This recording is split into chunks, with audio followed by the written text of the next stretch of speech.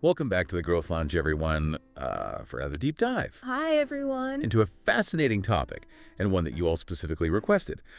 We're going to be talking about color psychology today. Yes. So we are looking at how color impacts mood and productivity. I know a lot of you out there listening are interested in personal well-being. Some of you are thinking about branding or marketing, and some of you just find this stuff really interesting. Absolutely. But I think we're going to find some fascinating insights here today, so Sure. let's jump into it. Yeah. So maybe to start us off, what's the surprising thing you've learned Oh, about how color affects us? that's a great question. Something that really made you go, whoa. Yeah, what's really interesting is how a color's effect can really vary depending on the context. Okay. Like, for example, we often associate green with, like, tranquility and nature, right? But studies have shown that in certain settings, like hospitals or workplaces, it can actually increase anxiety, which is really interesting. And it turns out that prolonged exposure to green fluorescent lighting seems to be the culprit. Oh, really? It's a fascinating example of how our perception of color is actually shaped by experience. That is wild. Yeah, because I'm just thinking of that quote from Pablo Neruda's poem. Yeah. Green was the silence, wet was the light. The month of June trembled like a butterfly. So there you have like serene green. Right. And then you have fluorescent green. Exactly. And, if we think about it, that makes sense. Oh. Our brains are constantly making associations. Yeah. So a color that's linked to a negative experience, like that harsh lighting, Right. can trigger those same feelings even in a different context. Yeah, I never thought about it that way. Yeah. So let's get into some specific colors. Okay.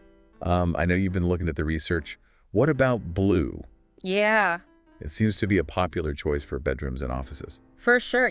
Blue is a really fascinating color, and you're right, it's often associated with like calmness and trust, which is why it's a favorite for spaces where we want to feel relaxed and focused. And there's actually a biological reason for this. Okay. So blue light, it actually stimulates the production of melatonin, Oh, wow. which is the hormone that regulates our sleep-wake cycle. Okay.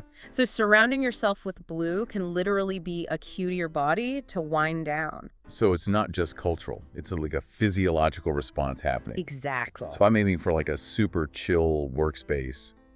Blue's my go-to. It could be, but remember, it's not a one-size-fits-all solution. Right. We might also need to consider individual preferences. Yeah. Some people find certain shades of blue like too cold or sterile. Okay. So it's all about finding what works best for you. That's super helpful. Yeah. Now, what about the opposite? Okay. Like, say I'm looking for a burst of energy and creativity. Yeah. What colors can help with that? Well, yellow is often linked to optimism and energy. Okay. It's known to stimulate mental activity and boost creativity. Just think about how a bright yellow room feels compared to like a dimly lit blue one. Yeah, I can already feel the difference just thinking about it. Right. And I know the research mentioned something about how brands use these color associations to their advantage. Yes. Like, how does that work? Oh, it's a whole strategic game. Oh.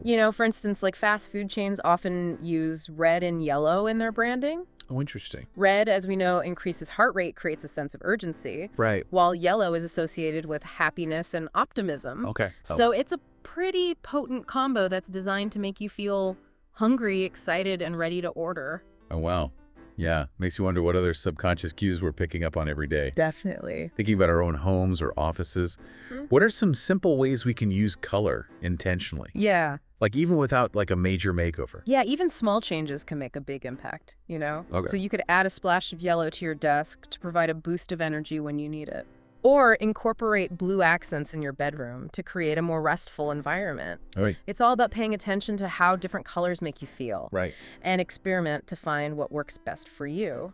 This has been so eye-opening. It is fascinating. We've learned that green can be tricky, blue might be your sleep's best friend, Right. and yellow is basically bottled sunshine. For sure. It's amazing how much power color has. Absolutely. So knowing what we know now, is there a color you might experiment with Yeah. to enhance your mood or boost your focus? It's a good question to think about. Yeah, maybe add a splash of something new to your life. Yeah. So if you're as fascinated by the world of color as we are, head over to The Uplift Space on Instagram and YouTube for more visual inspiration. Yeah. Great idea. And of course, don't forget to subscribe to The Growth Lounge right here on Spotify for more deep dives into topics that matter. Definitely. Until next time, keep those color wheels turning. Yes. See ya. Ha!